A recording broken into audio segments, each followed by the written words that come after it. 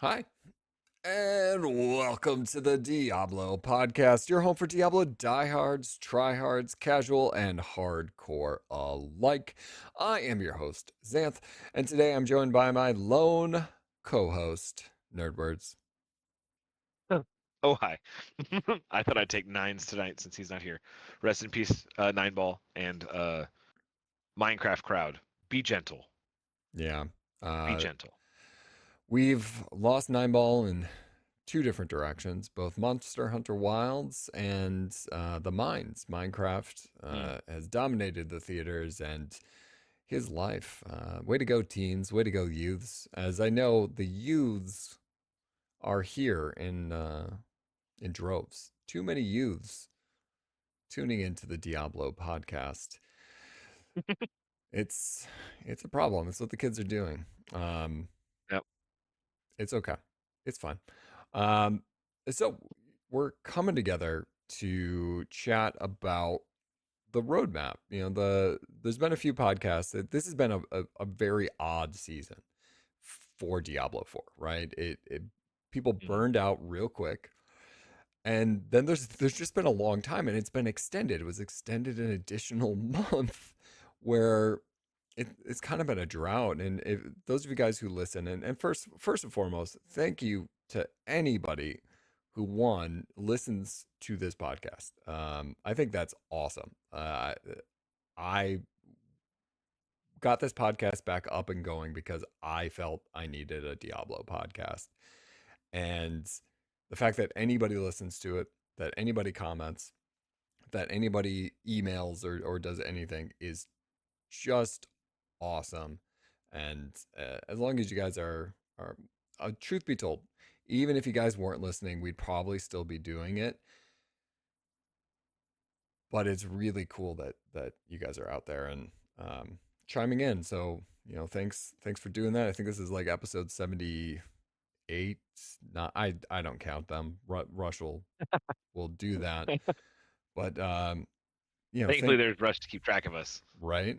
Thank you for doing that. I think it's pretty cool. And it's afforded us a lot of cool opportunities. So we'll just keep it coming. All right, that's I'm just glazing. I'm glazing the audience. I'm building up I'm building up a lot of stuff. But the gist of it is we've had this long season. There's been a bit of a drought of both Diablo content as well as kind of our content. When there's not as much to talk about, that I we don't feel the need to come together and talk about it. But we did have something. We did finally get this roadmap that Rod had talked about months ago at the GDC, right? And he said the roadmap was coming, and naturally the question was, okay, when's it going to be here? So it shows up, and I think what happened that is nice for us is we didn't immediately react to it. I think having a little gestational time is more beneficial for a conversation because I think there's a very, very clear knee jerk reaction, which we're going to get into. There's a very clear knee jerk reaction to the roadmap. And then there's a more nuanced approach. That's feel free, comment, copium, whatever it is that that I think I might also be huffing that could be present as well. So I would bet Rush is going to bring up this decal, this beautiful infographic that we are given. But the 2025 roadmap, we are just on the precipice of Belial's return. Then we're going to go to Sins of the Haradrim from July to September. Happy birthday, Xanth. And then we will go into Infernal Chaos from September to December, with 2026 being left open for a new expansion, ranking system, leaderboards again, um, because that's totally logical, uh, right? Hmm. Hmm. Hmm. Anyways, uh, so we're gonna get that. Let's we'll deep dive in, but the glaring knee jerky reaction that I think a lot of people pointed out is It is an echo of a lot of the criticisms we've had on the past few podcasts of seasons feeling very samey. Mm-hmm. We're going to get a borrowed power. We're going to get Haradrim powers, boss powers, chaos powers, rinse and repeat. How did you feel about that when you first were given that kind of information? I mean, it's. I guess we don't really have any reason to believe it was going to be any different than that. That's everything we've seen so far has been samey, you know. And I had mentioned it last podcast myself. Um, it's just like the UI changes in subtle ways, but other than that, it's just different look on the same system, you know. Which is fine. I mean, like if that's the one to do. I mean, look, I used to play Diablo 2 ladder resets that didn't do anything besides just start over, new economy. Um, you know, the economy was in a place in that game where that was interesting enough. And I think with Diablo 3 they added in like doing these different affixes and double goblins and stuff that wasn't super impactful, and finally found a good stride of things that worked and felt good. Um, and it seems like they really like this samey kind of method of using these powers and leveling them through some form of content in the game, consistently doing that one thing, whatever it is, whether it's witch tides or whatever it happens to be. um but for me, like, it didn't really shock me at all, because I feel like if there was more in the chamber, we would have seen more. If you've got something wild or something different or something that's exciting, then you would probably show that, or tease that. I mean, there's some development that goes in before they reveal things like that, but at the same time, it's been, I mean, almost two full years at this point. So it didn't shock me at all. It didn't outrage me either, because I kind of expected it. It does stink a little bit, but at the same time, like, I'm not as well versed on Path the way that you are. Um, and Path really did a lot more to innovate in that space when it came to like seasonal resets or ladder resets and things like that, and the different mechanics. And some of them landed really great, and some of them didn't in Path as well. But I think that at least they were trying to do something, and I think that Diablo trying to take on that avenue from a AAA franchise, like a AAA company taking on that avenue, you expect bigger ROI than we're getting. And that's not meant to be a criticism. Just it just doesn't feel like AAA production so much as rehashing the same stuff. That said, I mean, I've enjoyed several seasons of Diablo 4. Mechanics aside, they've been fine. They've never been bad to me. But I would really like to see them do something else in that space when it comes to seasons. Um, that said, the power system, the borrowed power system, um, many people like it too, right? I'm just one person, so who knows? But yeah, it wasn't an outrage for me. Uh, what? Um, I I mean, was. like I stated that I don't like it, right? Like I don't, it's samey, right? But like I'm not gonna get like bent out of shape about it, because I've already talked about that, right? So I talked about that before they announced the roadmap, where all they had done was the samey powers, and then they released a roadmap with samey powers, and I could get mad again, but why? It's what I expected. So um, there's gotta be a light at the end of the tunnel here, right? Like where there's going to be some innovation, there's going to be some uniqueness, and I am excited for some of the stuff that's on this roadmap. For me, the Oh, biggest downside to, well, okay, okay. I thought you yeah, were going to go into the good you're going to stuff. get there. We're not doing that yet.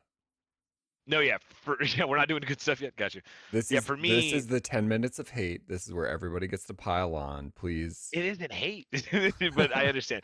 I just like it doesn't feel like a roadmap is meant to lay out future plans. I don't feel like I know much more about their future plans than I did before the roadmap. And that's because all of these things are just lines of text, like a bullet point with no context behind it. And even with the little bit of context we got from the interviews and that, it just didn't feel like I understand enough to be excited or disappointed. I know, okay, now I know July to September Sins of the Haradrim are happening.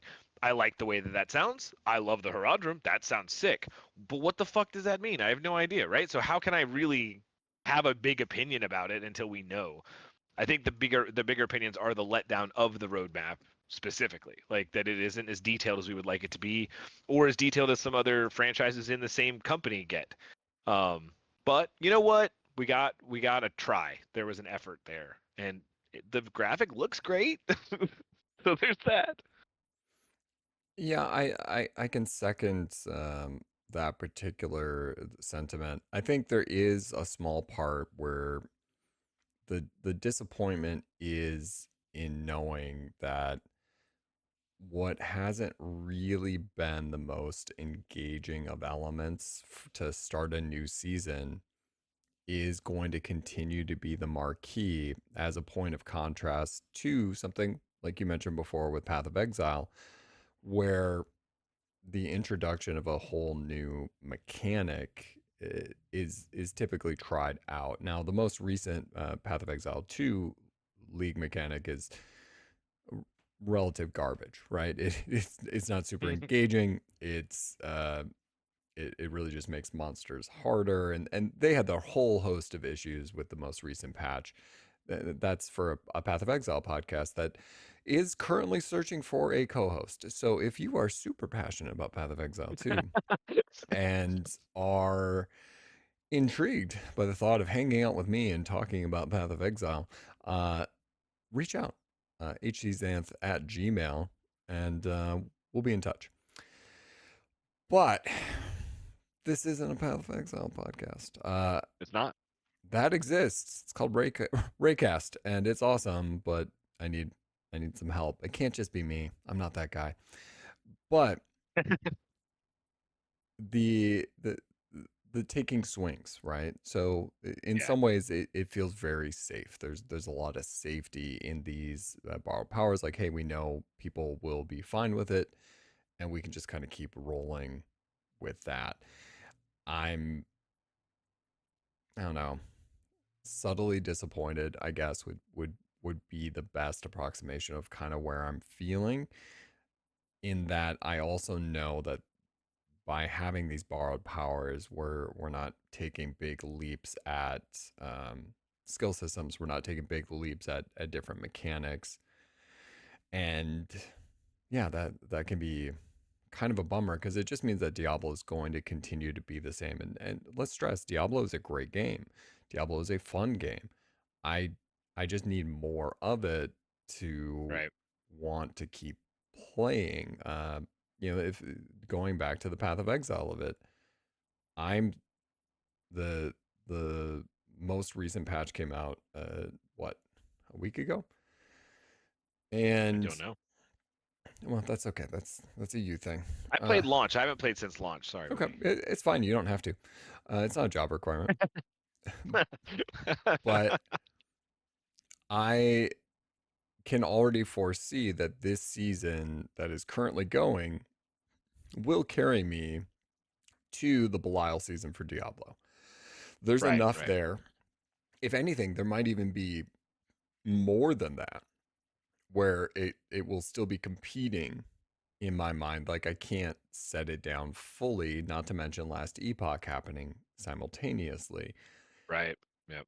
What I fear is Diablo in its current state just doesn't have the hang. It doesn't have like that. I'm gonna need to keep coming back, and that's I think like that's just what I would love to see, is something that forces me, not forces, but like engages me, that I want to keep going, and borrowed powers just don't feel like it just yet. Um, Sure. Now, that is to say, there is some benefits to this. Of they've been kind of flip flopping a little bit with what the league mechanic would be. They've started to settle on these borrowed powers. Could this system become more intuitive? Could this system become better and more engaging along the way? Maybe by the time we get to that chaos season, they've really figured out like, hey, these are the kind of powers, how this system should scale, how to work it intuitively. Maybe it is something that we can now start aligning to the skill tree or whatever it might be. Then yeah, Mm. by all means. I just don't think that's the case, and I feel like that I would be taking a massive dose of copium to believe that, right? Because no evidence points to it. And I don't think they were suggesting that at all. It was more just like, hey, these are our seasons. This is kind of how our seasons go now. This is the mechanic. This is the hook of it. Right. And that's what it is. We'll see. We'll see what fancy Haradrim powers are. We'll see what Yeah, the I don't care about see, and I think that's the thing is they excite me not because I care about the powers. I care about the name. right and the story. Haradrim implies Haradric story. So yeah, like, give me that. Um, yeah, I don't know. Like I said, it went about as I expected. So Mm. no big outrage, but it just I would like to see them do more. And like you said, maybe they'll have room for that. Like once they're able to lock this in and get it to where it's maybe a simpler or more intuitive, like you said, development path. Maybe there's a little more innovation they can throw into it. That'd be great. Like the Paragon boards you talk about all the time, things I, like that. again, I want to stress my hope for a new Paragon boards is strictly because I don't think the skill tree will change. I ultimately Yeah. would prefer the skill tree changed as opposed to the Paragon board because I still don't like that system. It, and I've yet to meet somebody. If somebody out there would love to come on and debate with me, let's not say debate. Let's have a conversation. We're not here to argue. We're not here to fight. But could explain to me the merits of the Paragon system and why it is good, I would love to hear it. I would love to be turned around. If somebody could change my mind, that would be cool. Because I just don't see it. After 2 years, I just don't see it yet. Especially with its, we were told there would be new Paragon boards, right? I'm not like, No, I'm not we were. hallucinating. That never Some of happened. us believed it more than others, but yes, we were definitely told that. So, okay. But let's not dwell on that. That's not this podcast. That's not what we do. Um, I mean, all the time anyway. We do that, we, but not all the time. Okay, so you're sitting there, you're listening and or watching. If you're watching, let me get a, let me give you a good look now. Just watch closely.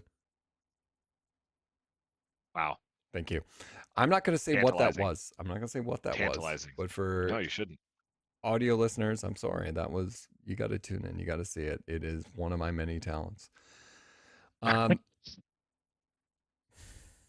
sorry, sorry. It happens. Nope. Fair. Okay.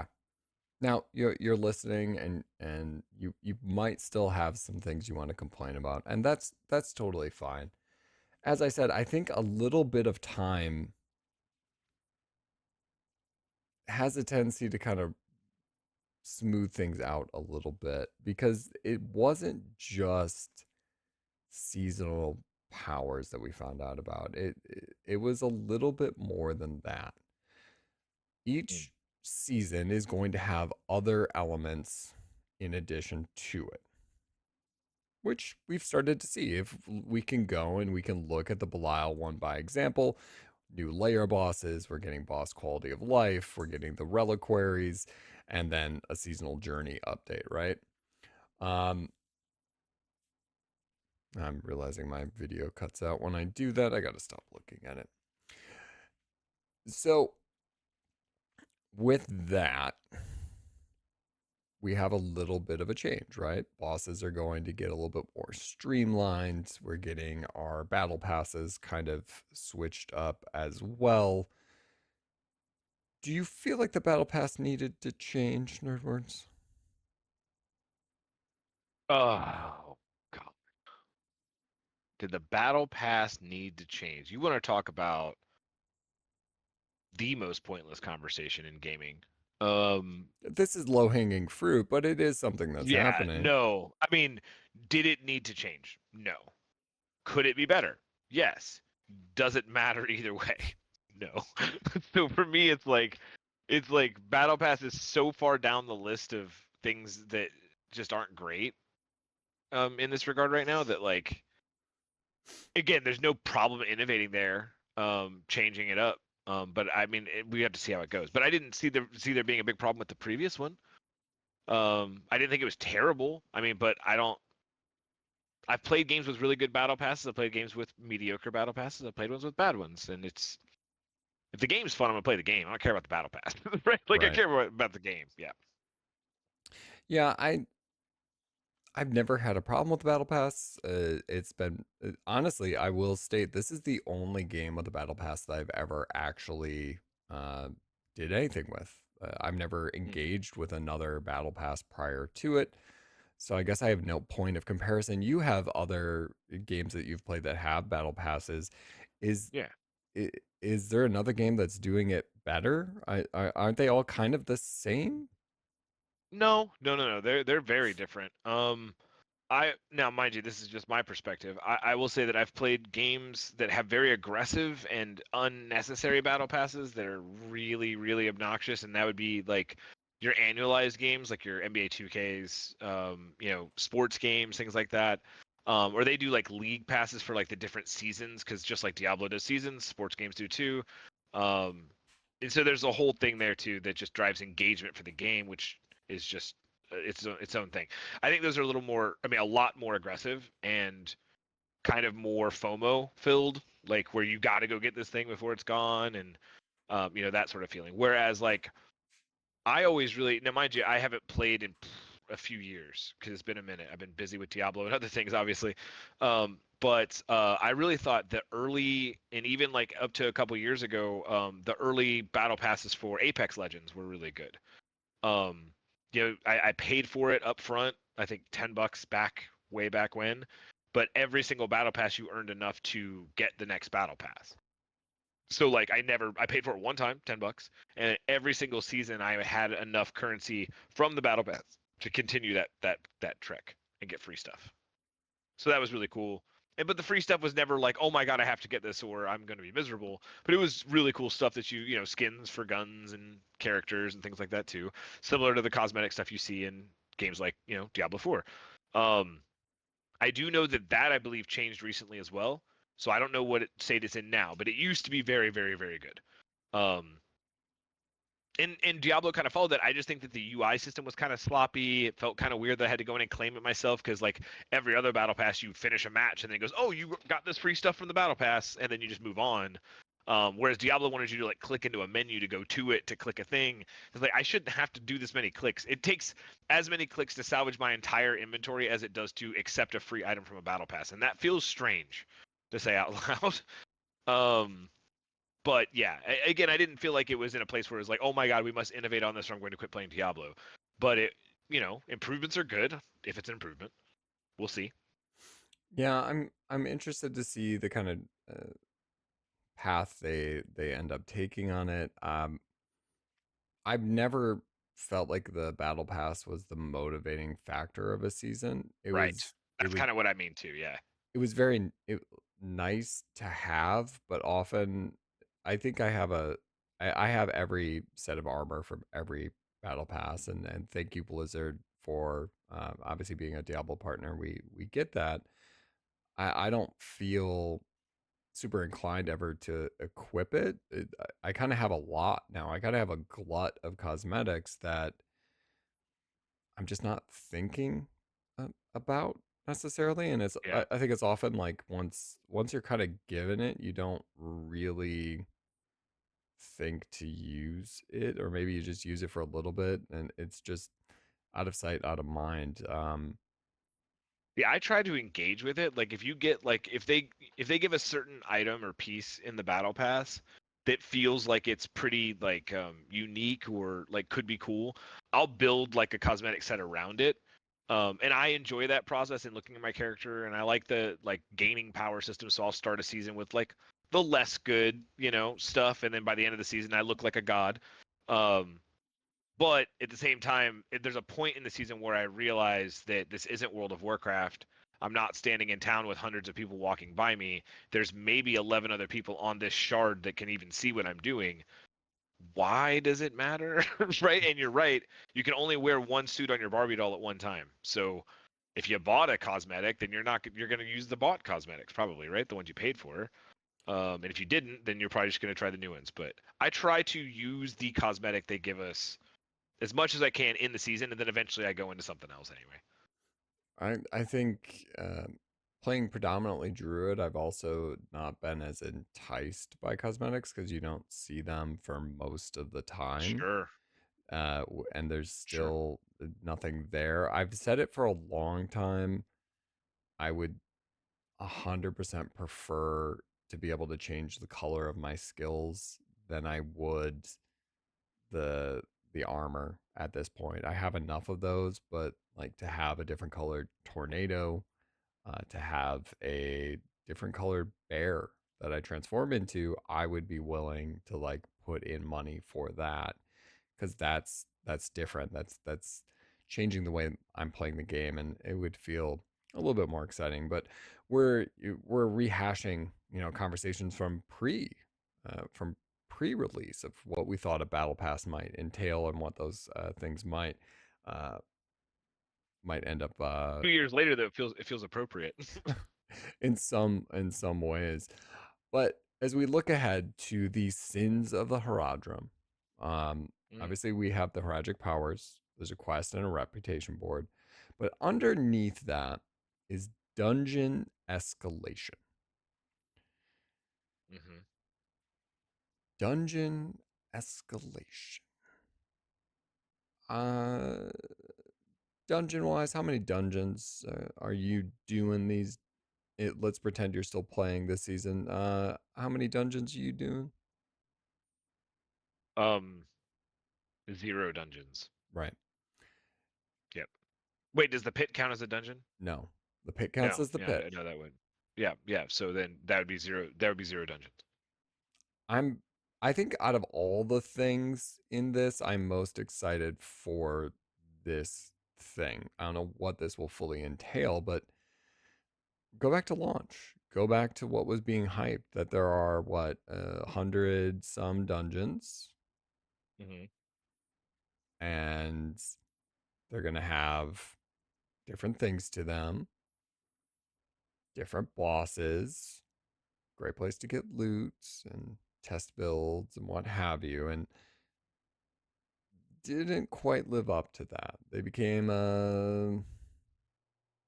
don't know, they kind of fell off real quick by comparison to everything else that was introduced. They weren't the best place to get anything. And the challenge was not nearly as high. I mean, outside of the initial release, what I had hoped for, and I think everybody had hoped for with the dungeon system, was it'd be much more akin to Path of Exile's mapping system, right? With some sort of new layout, whatever map was, boss at the end. I'm not saying this will be that. I don't think it would. But if it gives dungeons a purpose to exist again, I'm all for it. It would also be cool if each dungeon had its own boss and not the Blood Bishop. That would be very cool. Um, I also think it would be very cool. It would. I think it's a lot of development time to go into a boss if they're just in that dungeon and that's all they are. But I think that finding creative ways to reuse them that doesn't beat, like put them in front of you every 20 seconds would be really cool. And I think the Blood Bishop's really cool actually. We've killed him so much. He's just died so much. I have a figure of him. He's very cool. Oh yeah, Like he I'm not yeah. like saying I hate the Blood Bishop. I'm just saying But yeah. It's he kind of like the butcher. Like there's oversaturation of the butcher. That happened in Diablo 3 as well. Like it just doesn't feel the same when the butcher shows up anymore because, he's there like every 45 minutes or so. yeah, once he's been reduced to a non-threatening role, you can't see him in that way again. Part of the reason the butcher was threatening in Diablo is you encountered He him murked you. at such a low level, and Destroyed you. you would Yeah. always be that low level, so he always had that power over you when when he's just popping up and you one shot him in Diablo 4. It's not quite the same thing. Now go back to like the server slams and what have you when he was just destroying people, because I think he was about 10 levels higher than everything else.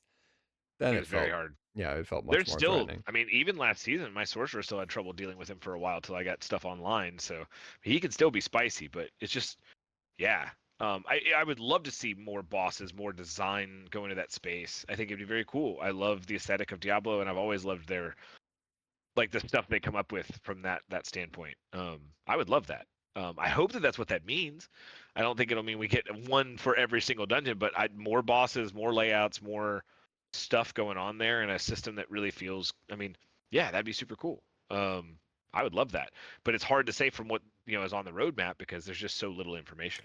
Right. I think, and I think Adam Pezradar had posted a few things out there in the world about, they can't fit everything into a roadmap, and they, like they don't want to like promise something that maybe has to get pushed to another, thing, which does make sense of like, hey, I'm aware of Paragon boards. No, I was gonna say then it shouldn't be on a roadmap. Right. But I think like if you give too many details, under promise over deliver, right? No, no. If you give too many details, you have to commit to the things you say you're going to do. Amazing how that works. Hey, ain't that the truth? But for dungeons to come online, I think there still is some reckoning that does need to happen, and that is like the crowded room of Diablo's endgame, right? Mm. Part of the reasons dungeons aren't used now is they compete against hordes, which will give you more bang for your buck. If they may not give you as many materials, but they're kind of more fun. Um, and they have to compete with the pit, and they have to compete with whatever seasonal activity is happening. They got to compete with hell tides, and it's like there's all these things that are so fractured that like even by making the system really good, you are going to end up, of course, having to take away from something else. Mm. And I think like that's a balancing act that as we again look at this roadmap, that maybe by having less focus on developing whatever the new season thing is, that balance can start to work its way out. Whereas like the bosses are starting to kind of in Belial season come into focus of like how do we want this to work and to look. All right, now we're going to move to dungeons, and I do hope that that balancing is kind of being focused, because when you're doing something, be it dungeons, pit, hell tides, all of that, and you feel bad because you should be doing something else because it could be a little bit more effective, that just doesn't feel super fun. Like to be like, okay, now I have to go do my hell tide so I can get these cinders. I have to go do this because I can't do this other thing if I don't do it. And like that sort of synergy, that symbiotic relationship that's working right now, I don't know. It causes everything to kind of lose its identity and like why you would want to go and escape into those particular avenues to begin with. And yeah, I'm hopeful that the dungeon escalation is like, hey, this is the system. This is how you engage with it, and it has its own identity that isn't dependent on so many other things, right? Sure. I think that they're going to struggle with that a bit though, because the way that they've engaged the game is they want you to engage with different systems by locking things behind different systems. Right. I think the problem that dungeons have right now is that they're not Infernal Hordes. Like, if Right. Infernal Hordes did not give what I needed for masterworking, then I would be doing dungeons. I wouldn't like it, and I'd probably play less, but Right. I would be doing that. But because Infernal Hordes exists, which is just a better system for delivering that resource, a more fun system, a more engaging system, in my opinion. I really do like Infernal Hordes. I think it's still my favorite system in the game. Um,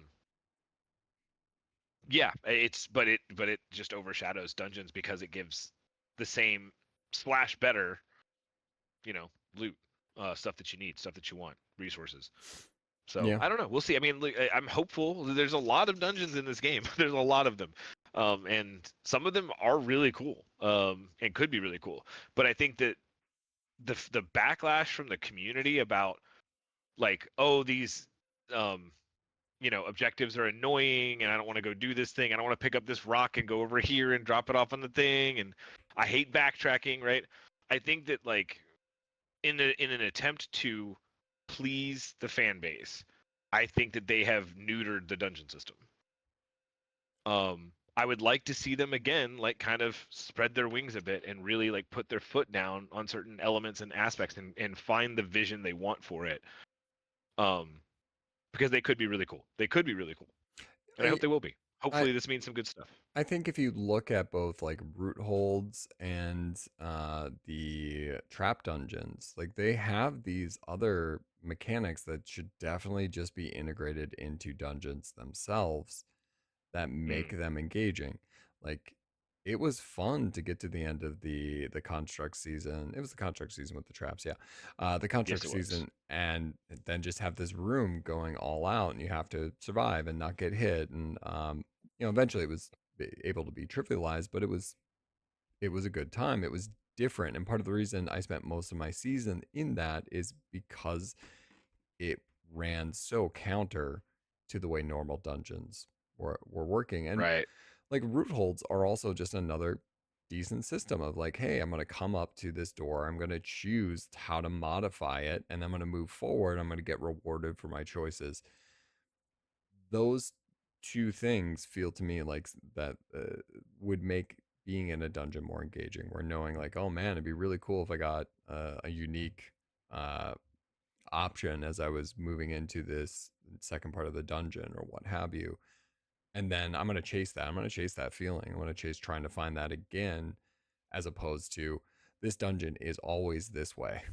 I don't like this Yeah. dungeon already.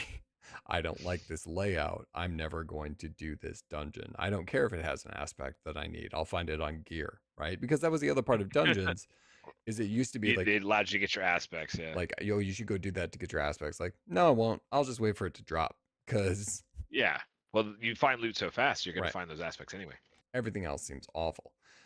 So hopefully that kind of resetting and drawing in on the successes that they've had, because I don't think there have been too many people who complained about root holds, right? I don't think there have been too many people who complained about the trap dungeons, right? They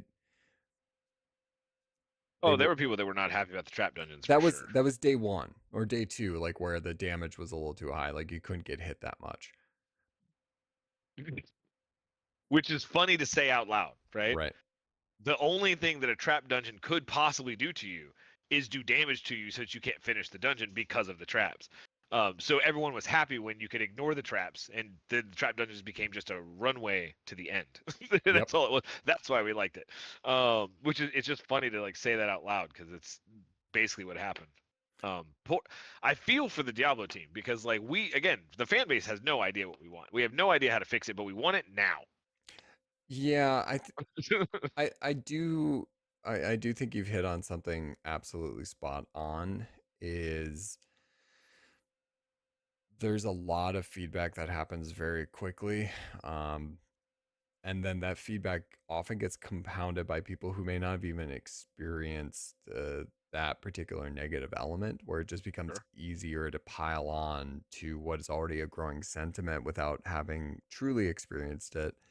Um, like it was that in turn leads to knee-jerk reactions about how the game will move forward, and we saw that immediately with the first season, where it's like, okay, we're reducing some power levels, we don't like where everything's at, and then like, oh no, this is awful, this is the worst thing, okay, never mind, we're give you a bunch of power, well, we're gonna take it back.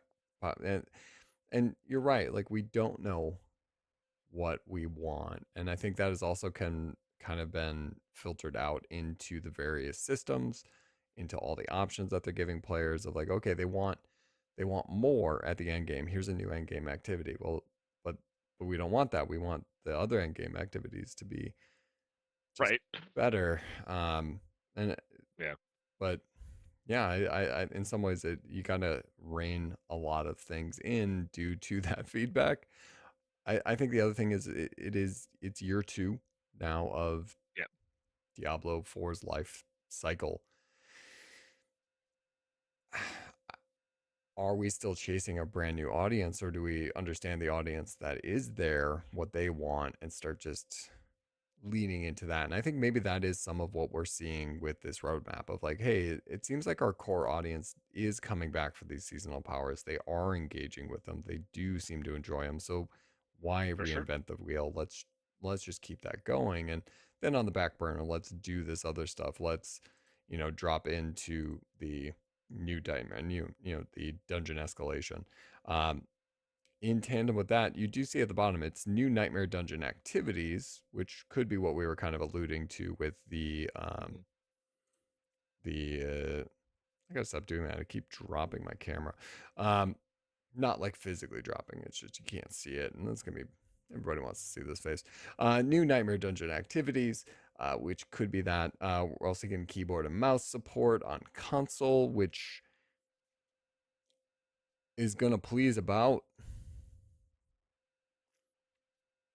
people. I can't even pull a number.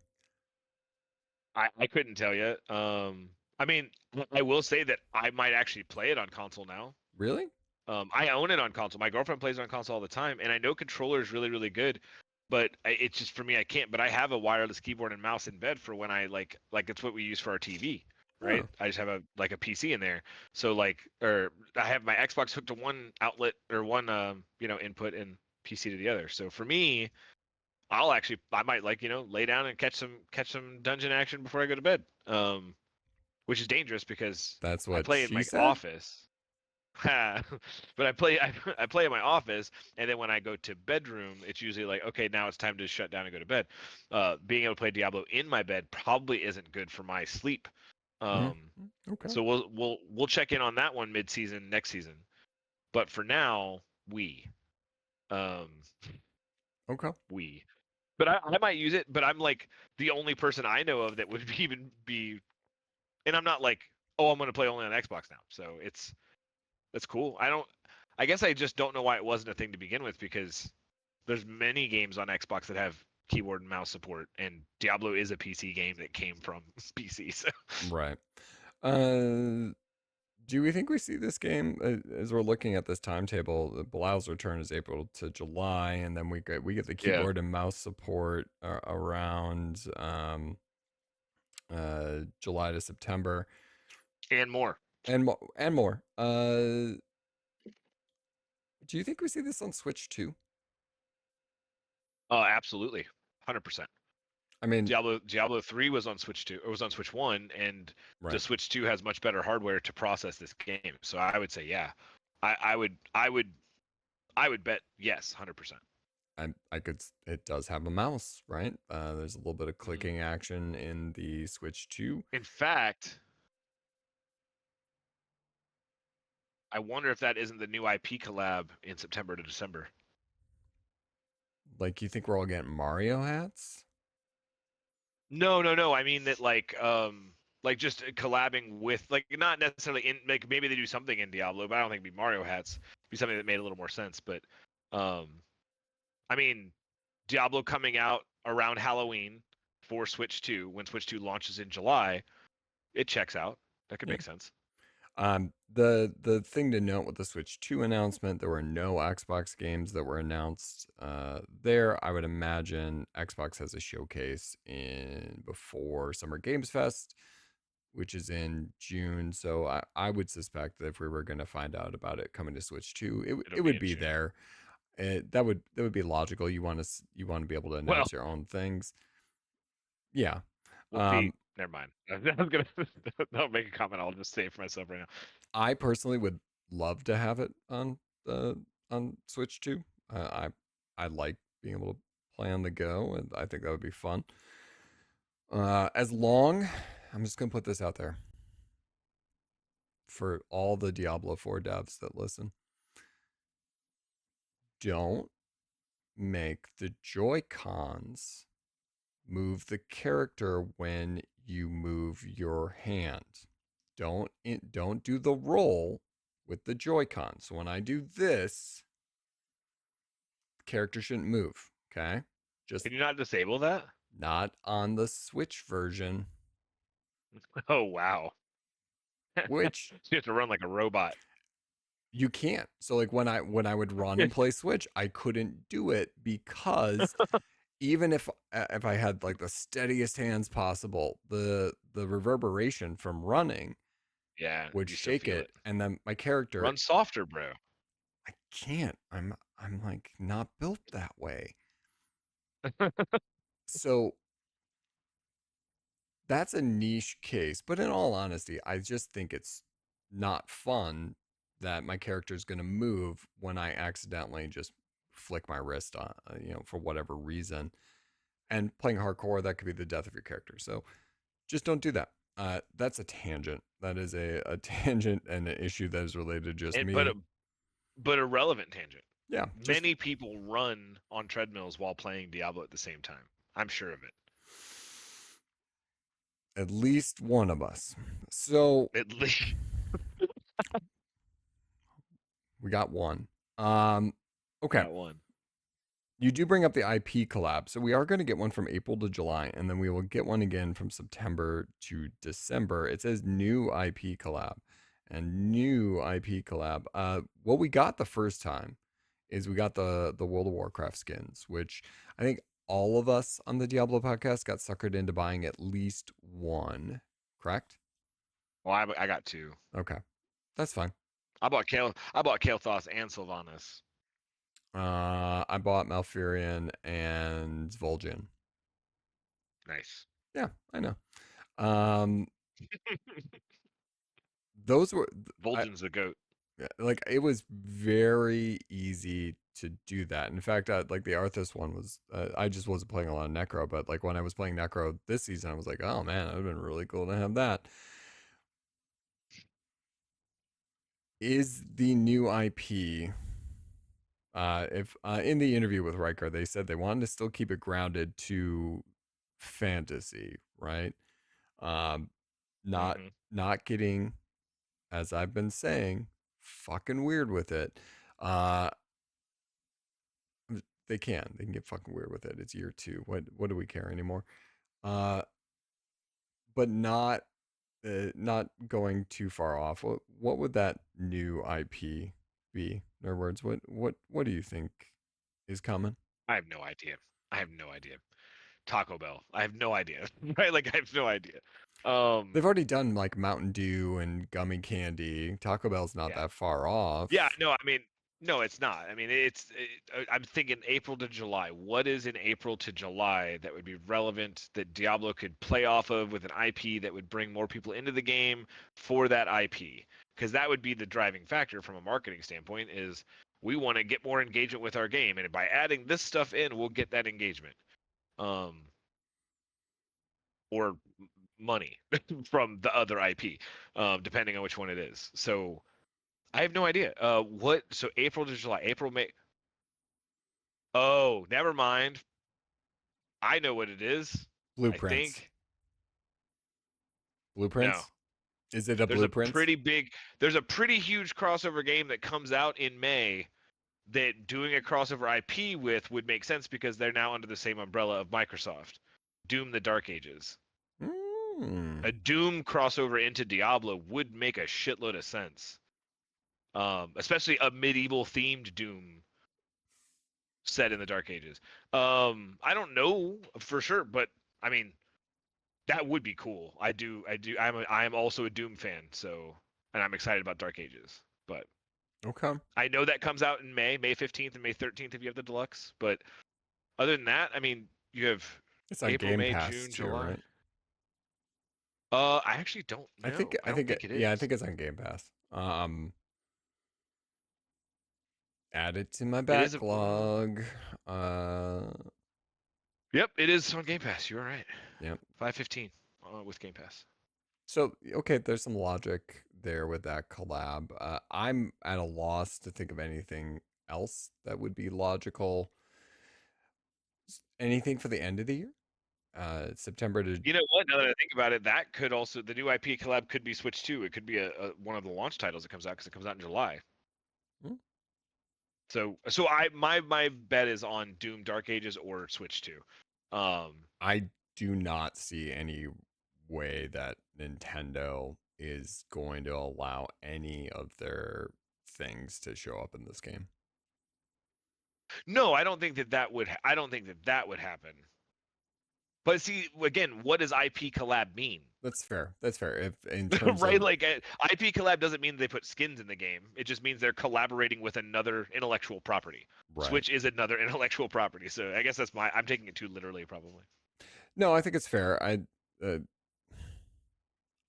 it feels to me if like on the roadmap for this game though, it's got to be skins. It's got to be these kind of things are making an appearance. I think you might be onto something with Doom. I think that is Yeah. a pretty See logical. some Slayer skins or some ghouls. I don't know. We see some stuff. Yeah, that I can see it. seems fair to me. Now, this is also again the lowest hanging fruit of the whole thing. Nope, sorry. There is an earnable feline pet in Belial, earnable pet, and then an earnable pet. I'm not gonna lie, they got me with the crow. You got me with the crow. I was like, But now it's a raven. First of all,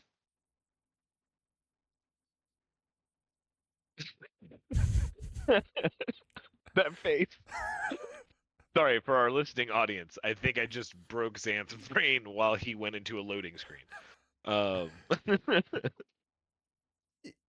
sure, Raven, I mean, it's on their crow. roadmap. On their roadmap, it says Raven. Just gonna put that out there. Well, the more you crow, huh? Like it's It's their roadmap. earnable Raven pet. You got me Yep. with I'm you know what? You got me with the crow. You got me with the crow.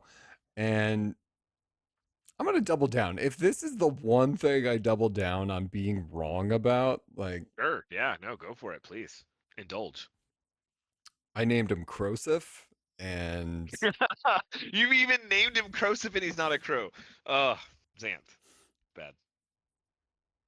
Crosif. Uh Crosif aside, there are earnable pets, and I think that like it was a cool thing the first time because it was something brand new, right? It was different. Yeah. So there's your low hanging fruit. Okay. Uh then we go to Sins of the Haradrim. We've got the new Nightmare Dungeons, the console keyboard and mouse support, and more. What that all entails in the end, more. What I can say is it seems like there's a lot of excitement about the things they can't fully reveal. The which is logical. You can't put everything out there yet because they still need Sure. their focus is the current season and then the next season. You can't also be like, oh no, just wait, just wait. But it does seem to be there's a lot of buzz about some of the stuff that they haven't been able to talk about, which to me usually feels like a good thing. Let's go to Infernal Chaos powers. What are we getting? Infernal Hordes update. That is the marquee part of the September to December events. Infernal Hordes. I still Unless think that new IP collab in September to December is a GTA 6 crossover, in which case we're gonna get weird. Yeah, Infernal Hordes. yeah. I don't think GTA 6 is coming out this year and yeah, I don't think it's happening. Like not our podcast. That's somebody else's job. I'm sorry, I didn't mean to trigger you. It was an accident. No, it's easy to have opinions. So Infernal Hordes though, I'm curious where they're going to go with it. Is it if it is just adding more options as you're going and choosing, that to me feels like all you have to do because they still feel really good. They still feel really fun. Like a couple more They're my choices. favorite system. Yeah.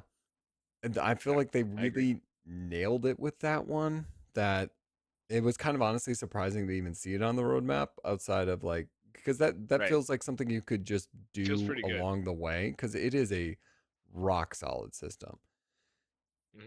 No, it really is. It's super fun, and I like.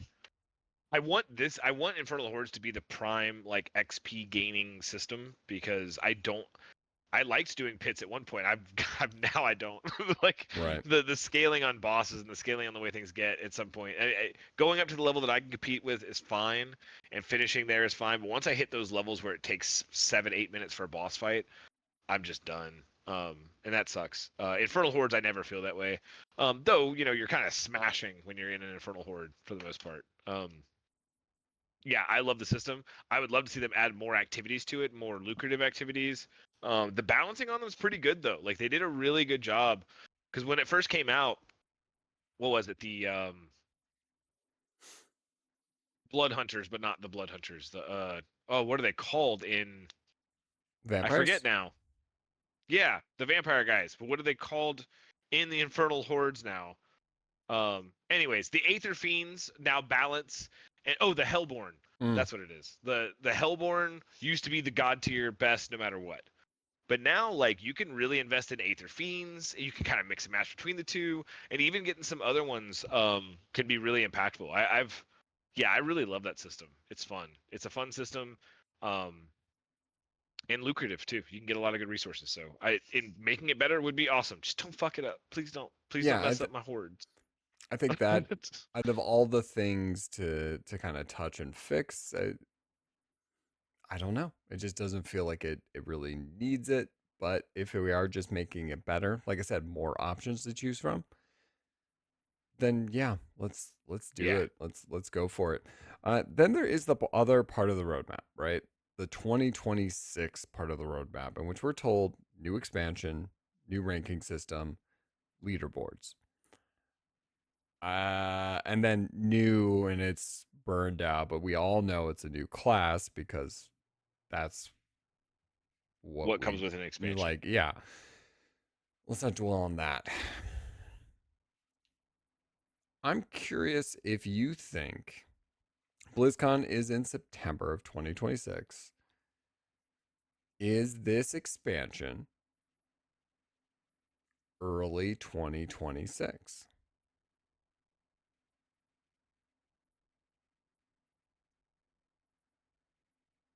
Trying to not be cynical. You can be cynical. It's okay. I don't think we're going to get an expansion. Elaborate. We never have. We've always gotten these roadmaps, these things, these string alongs of, but it's coming. Oh, but here's what we're going to do. The flag is literally burning, implying that it is going up in flames before us. All right, now you're being too analytical. I probably am. I would love an expansion. I would love to see Diablo in Diablo 4. I would love to see actual Mephisto's form that isn't Wolfisto in Diablo 4. I would love to see Baal. I would love to see Lilith again. I'd love to see Anarius as a super demonic evil thing bad guy. I don't care. I would love to see more expansion because more story is why I love this IP. Like I love this IP because of the story. And I still like hold that the Diablo 4 campaign was incredible. And Mm-hmm. I really enjoyed the Vessel of Hatred campaign as well. There were pitfalls and missteps here and there for sure. But I've always loved the lore for Diablo. It's what's kept me in the series. It's why I can complain about a season and be frustrated by reused powers, but still come back because even the little tidbits of side quests and stories you get from the seasonal quest line is enough to satiate, me at least a little bit. Um, I love the lore and the world building in Diablo. I wish there was more attention put on it, but I've just we've never gotten that second expansion. It has been I am almost 40 and I have waited for Diablo expansions for most of my existence. 10 Well, years between games, right? 10 years between games, and every time we get a Diablo game, there's going to be 2 expansions and we're going to do this and we're going to do that, and naturally someone high up somewhere stops that from happening. So I really want it to happen, but until I see an announcement with a release date and a trailer, I don't fucking believe it. It's literally going up in flames before me. For those that don't know, look at the image because the image of 2026 has all these things and it's just burning around it, and I know that it's stylistic, but it is pretty funny that no one in their office pointed out that maybe we shouldn't do that with this because we don't have a good track record of delivering on expansions. They have a great track record on delivering one expansion. One expansion. Get Yep. it right. For sure. For sure. And that one expansion is always badass. Lord of Destruction, God tier. Mm-hmm. Right? Reaper of Souls, amazing. I really loved Vessel of Hatred. And I do think the Vessel of Hatred soundtrack might be one of the best soundtracks they've ever done. I still But can contend that Vessel of Hatred was a amazing expansion and brought the game to a great level. It's just all the other stuff behind, like the too much happened with the expansion. It's the They shouldn't have balancing done of a season with everything. the expansion. Oh, that too, yeah. Like Spiritborn was a little broken. Spiritborn came out busted to like absurd levels, and then if you weren't doing that particular build, everything felt like garbage. When if the Yeah. Spiritborn was brought down to the same level, I would be so interesting to see what would be happening with the game, because it had so many different things that going for it, different things to try, right? You got tributes, you've got the you've got the raid, which is also, that's a kind of a lost cause at this point. We'll talk about it again someday. You got you got new zones, you got new dungeons, you got all that kind of stuff. There were a lot of really good things that happened. It just, they got knocked off by the absolute horrible balancing. Am I insane? So looking at this, and did they elaborate on what new ranking system versus leaderboards? What the difference in?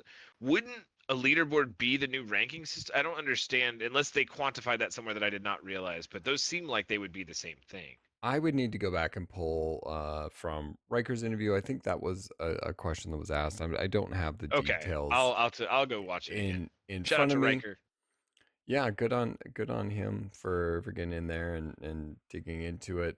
The leaderboard system itself existed, right? We had it.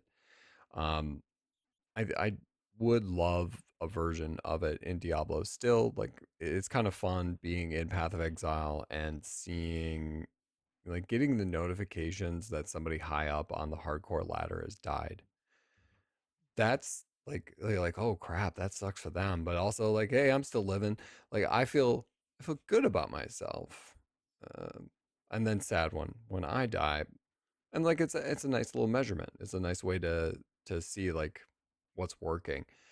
There's a great tool as well in Path of Exile in which all of those people on the ladder boards, their characters can kind of get fetched to a database that you can see what's working for some people, and you become less reliant on build guides and what have you, where you can see people out in the field who may not be following a guide, what's working for them.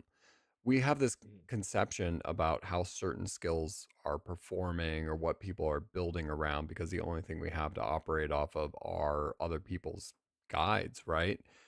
And that, for a lot of people, can be hindering and provide maybe less exploration of skills and build layouts.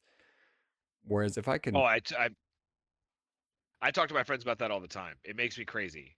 Like, and look, I get it, right? It's 2025, and I grew up with gaming before the internet, right? So, like, I remember being a kid and playing Final Fantasy VII and having to figure out how to work materia before a guide could tell me, right? Like, I remember playing Diablo 2 and building really, really badly several times before I went, oh, these work together, right? Like those light bulb moments are important for a brain, young or old, to connect dots. Those little puzzles are what engage the neurons, right? And they're fantastic. And I think that one of the biggest problems that Diablo has suffered from over the last, I would say, probably 20 years, um, and definitely since Diablo 3 and Diablo 4, is the guide culture. Um, Diablo is a game that is not incredibly complicated, but it is a game that, like Diablo 2, became what it was because of the innovation of the community. But when the community just digests guides and redoes the same thing that all the best do, which is understandable because it is easier and simpler to do than to use our own brains to come up with cool stuff, then innovation falls away. And I think that Diablo 3 and Diablo 4 both suffer from a fan base who may or may not have enjoyed the game, but definitely were not innovating themselves. There are people that do, for sure. There are people that play what they love. I've got a friend who plays the same build all the time. It's always some sort of summoning necro, and it doesn't matter what the meta is, he's going to find a way to make it work.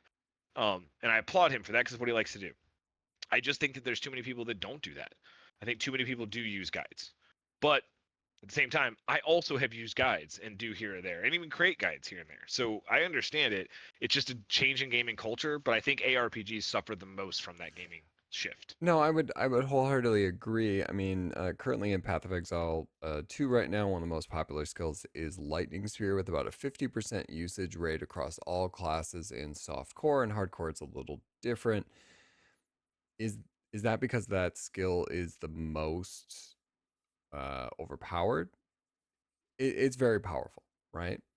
And it has a lot of great uses, Yeah. but it's most used because people are hearing that it's really good, right? Right. Does it mean that Word on the all street is, right? yeah. Does that mean that every build needs it and you won't be as effective? No, there are other Right. really good builds out there, but they're not getting that kind of traction. It doesn't have. I mean, it's literally fucking chucking lightning spears, and it is so cool. Right. Yeah, Um, super awesome. Yeah, it's like really cool. I've seen that build. It looks sick. Yeah. I right. didn't play it though. So I it's made I made choices with my path character. They weren't great choices, but I did them. but it has its uses, and as a result, like people are drawn to what they think is powerful, and then you in some ways it does stifle that creativity because there might be another great build out there that somebody hasn't stumbled on, somebody hasn't put the pieces together. And as I was mentioning before, I'd like to go on and see like, hey, here's the skill that I'm currently using. What are other people building around to make that work? And let's see what's working for them and how can I beg, borrow, and steal to make it work for me. I don't have to copy everything, but like, hey, they've moved to this entire tree. If we're looking at the Paragon system, like, oh, they're using this board layout, and I was thinking it would be a different one, but I can see how that is beneficial. That would be cool. What we got with the Yeah. leaderboards for Diablo is I could see their gear and I could see their skills, but I could never see like their Paragon. I couldn't see any of that. Like I never got a Yeah. full deep dive.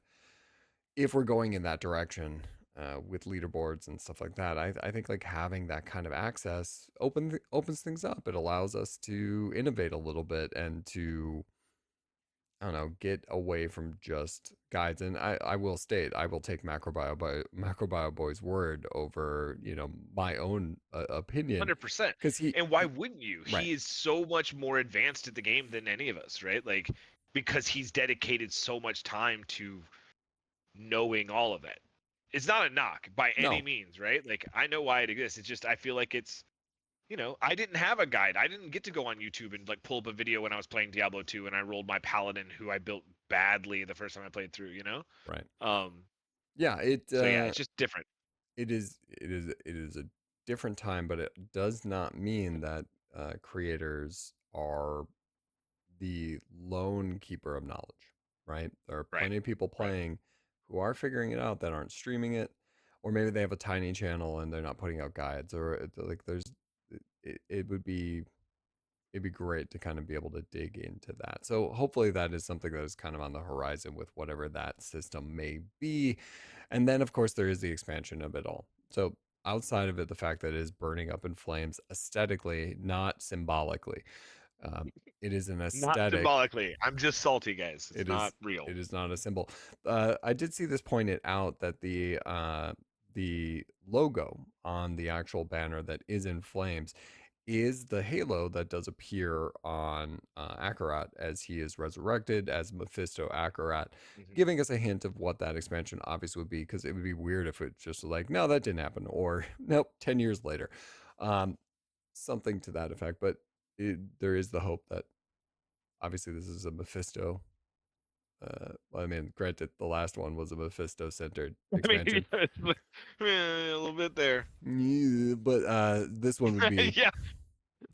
this Yeah. one would be Mephisto centered as well, and maybe include that fight. Logically, the Paladin is the most reasonable character for an expansion like that.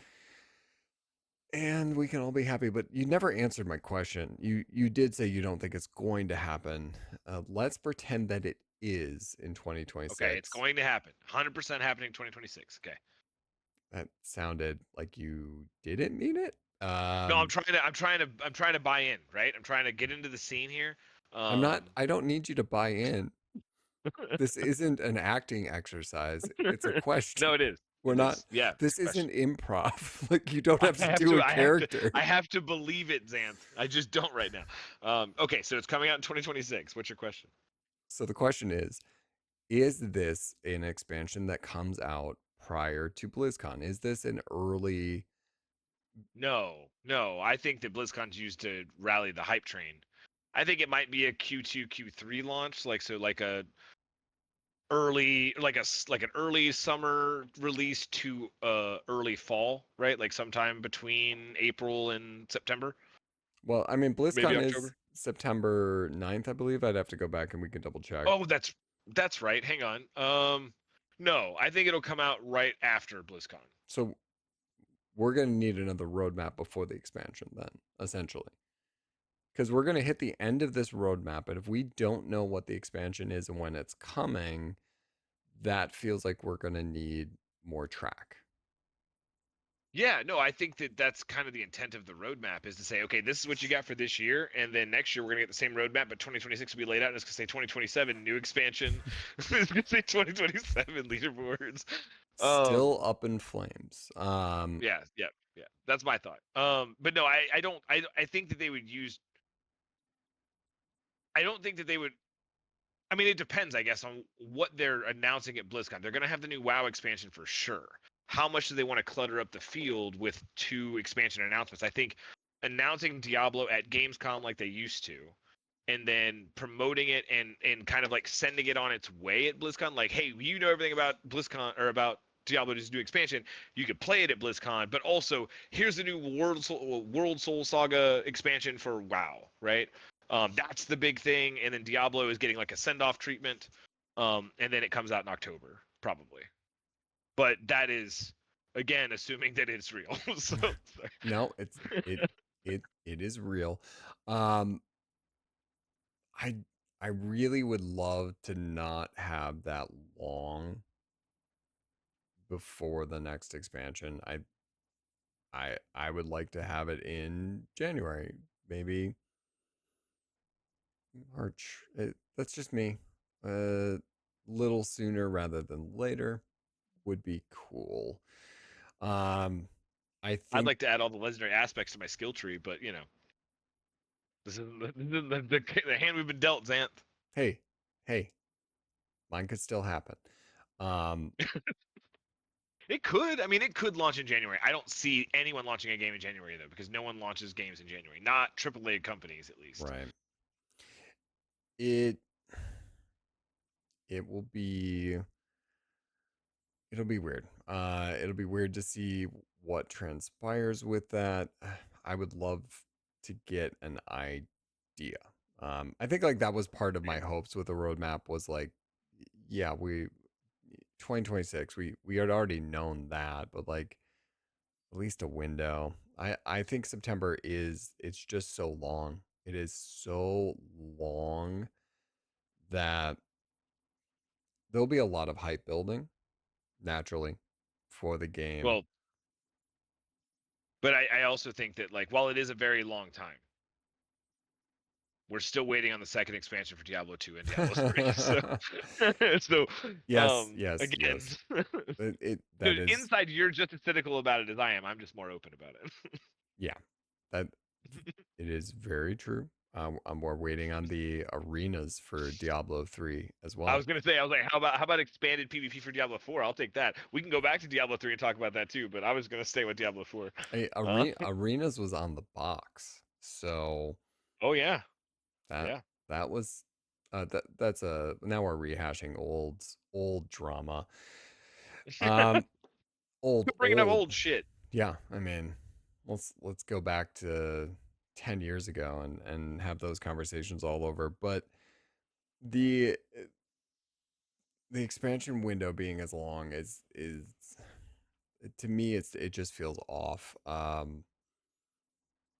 in terms of keeping people going with the game, the seasonal output, knowing the sameness of it, and granted the newer systems kind of coming back, but what is going to bring people back into a game more than anything? It's going to be an expansion. We could even use the Diablo podcast as a metric. Our most popular episodes are not season launches. They're not deep dive conversations about roadmaps. They're not interviews with Diablo developers. It's not our good friend Greg Miller coming on over to talk Diablo with us. It's the major Interviews. releases. Oh, really? Mm-hmm. Okay. Our most popular episodes, both on podcast services and on YouTube. Actually, sorry, our most popular episode was the interview I did with Jonathan Rogers for I was Path gonna of say, I was Exile. gonna say, pretty sure our most popular episode of the Diablo podcast was an interview with a Path of Exile exec. So, Yeah, but that's a whole different thing. that's a conversation for a different podcast. Also, if you're still listening, you want to talk about Path of Exile, HC Xanth at I Gmail. knew you. I knew you were gonna do that. But our most popular episodes are the ones that are leading up to a major release, leading up to the launch of Diablo 4. That's super logical. In fact, we were the number 4 podcast in gaming. That's a pretty big deal for us. And leading up to Vessel of Hatred, right? Right. That is when interest is at its top. Uh, and I think then, that's when you have the most chance to pull both former Mhm, players of Diablo and people that have never played in. Right. New right. expansion is the best time to do that. Yeah.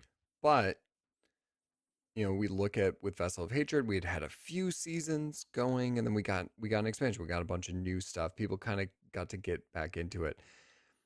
I think going 8 some seasons in between a major expansion, I don't know if as many people come back, right?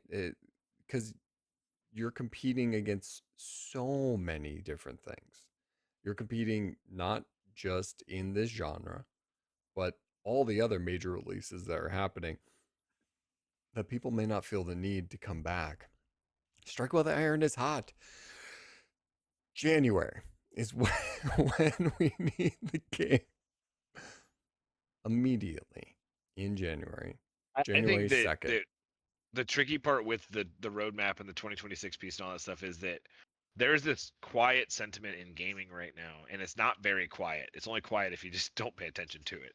But there's a quiet sentiment in gaming right now that no one wants to announce any of their games right now because no one has any fucking idea when GTA 6 is coming out, and nobody wants that smoke. Oh, no, Diablo does not launch a month before or a month after. They want to be long far away from GTA 6. And so GTA 6 is like, oh, we're coming out in April. Diablo's like, cool, yeah, we're doing October, right? Like they're gonna push, and they're right to because they're gonna, anyone that tries to compete with them in that space is gonna be in a tough place. no, that's a wholeheartedly a very Like the good whole point. industry is holding their breath, right? Everyone's just when they gonna announce because we know it could be any day. They can announce it any day. Just they're waiting and waiting and waiting and waiting. Yeah, that when that drops, that will be obviously a major deal, and you would be stupid to release anything at that time. And I will point out though, like even if we are looking in the genre, right? Path of Exile 2 will go into its true form at some point, At some point. right? It's not early access is going to be longer, but competing against the actual release of Path of Exile would also be a bad idea. We just saw a competitor last Epoch, and Path of Exile were set to release around the same time, and last Epoch moved the start of their new season and new major patch by 2 weeks to not step on the toes of Path of Exile. Now, that wasn't Path of Exile being a dick, trying to like move people around. Some people, Bullshit. Bullshit. no, like these, Bullshit. no, these things are decided months in advance of like, this is our timetable. They don't go and talk to Last Epoch. They don't go and talk to Diablo. Like, hey, when are you going to be releasing? Path of Exile came out in November and were already delayed by a little bit. That April weekend that came up, they weren't thinking about Last Epoch. They weren't trying to bully them. It was just, this is the date that this is happening. I know that because when um, the initial launch was happening, they set their interview for the same date as the campfire chat that Diablo was having. It was the same kind of conversation of like, well, this is Path of Exile. They're trying to, go one on one with Diablo. They're trying to take away all those views. And it's like, no, that was actually set weeks ago. They didn't know when the timetable was for the campfire chat.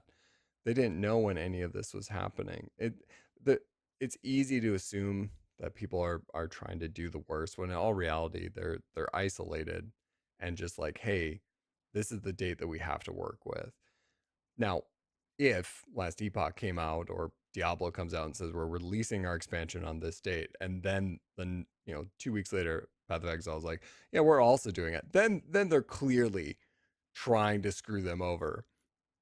But I don't think that's the case. I don't think that there is that level of pettiness there. But there is competition in the genre.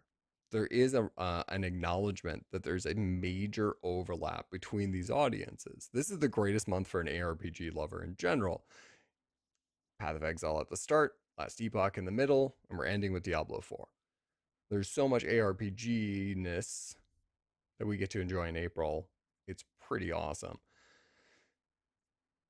Looking at 2026, Last Epoch's still going to be going, Path of Exile is still going to be going, and then it's just a question of, are you going to drop this expansion at the right time to compete with all those others, to draw them back in?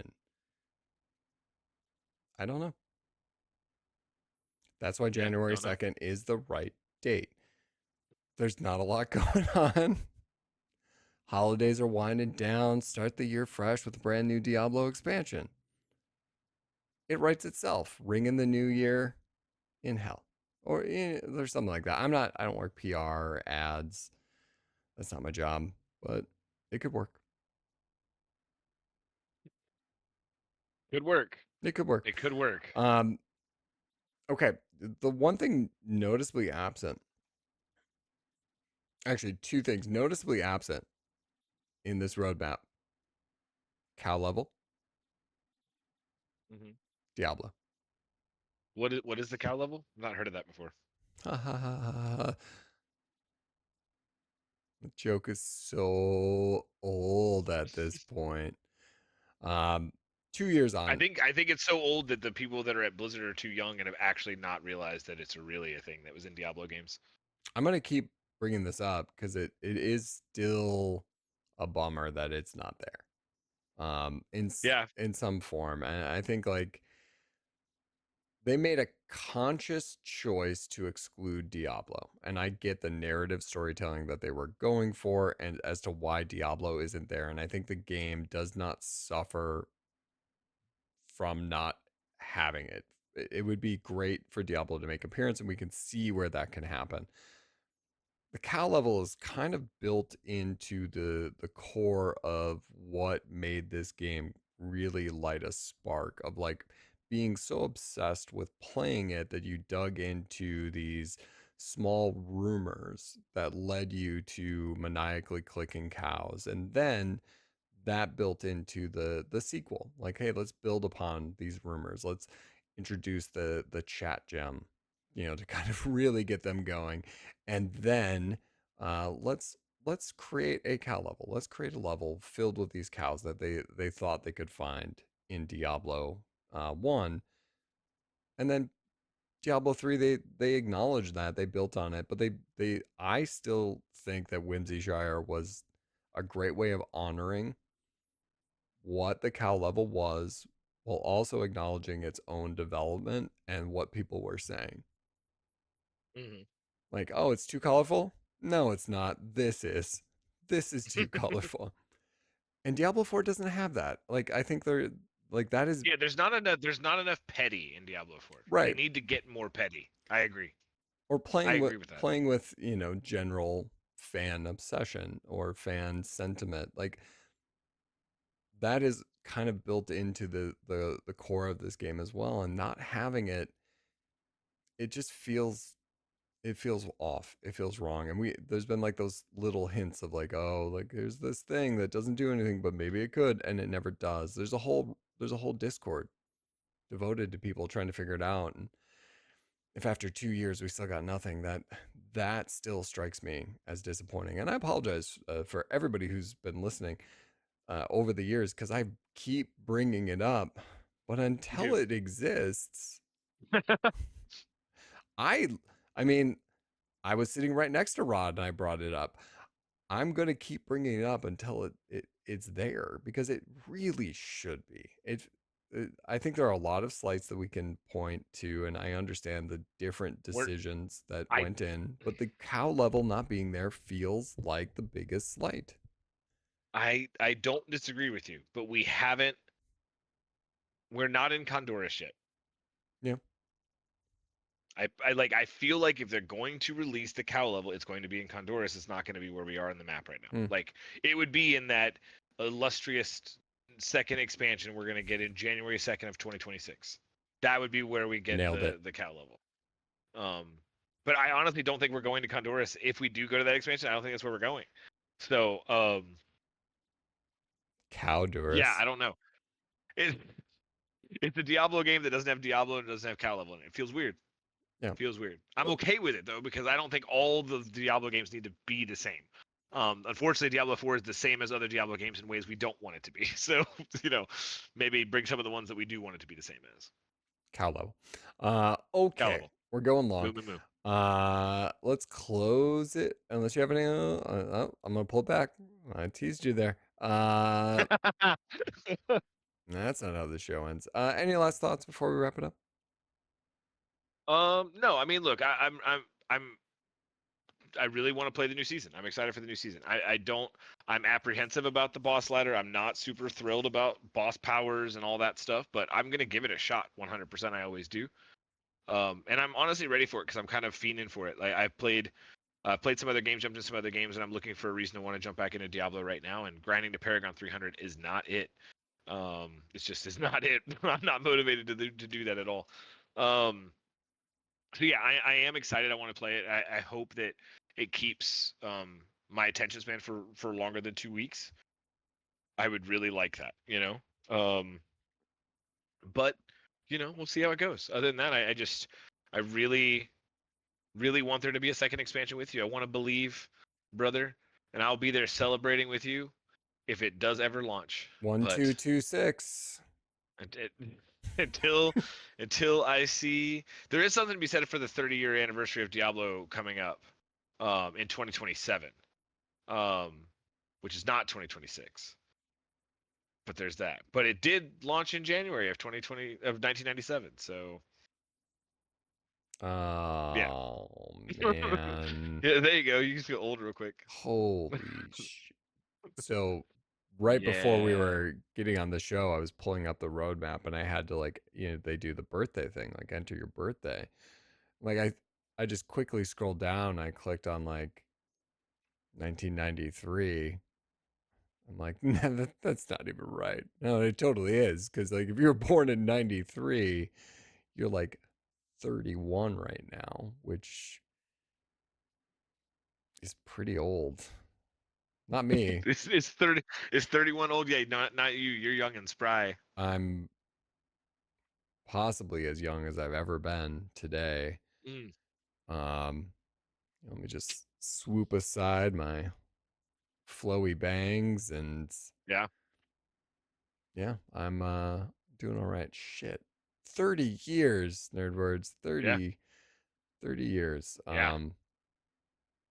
Yeah. I was 12. So 12 in 1997. In 97, 11. Mm, yeah. It was good. That was a great year. Okay.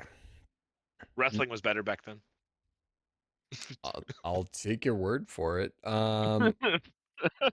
First thing that came to mind. Uh, yeah. Yeah. Okay. We've gone a little long. There's a lot of road mapping, a lot of tangents, and a lot of me pleading for somebody to join as a co-host, hczanth@gmail.com. you can just reach out. Oh, you know what?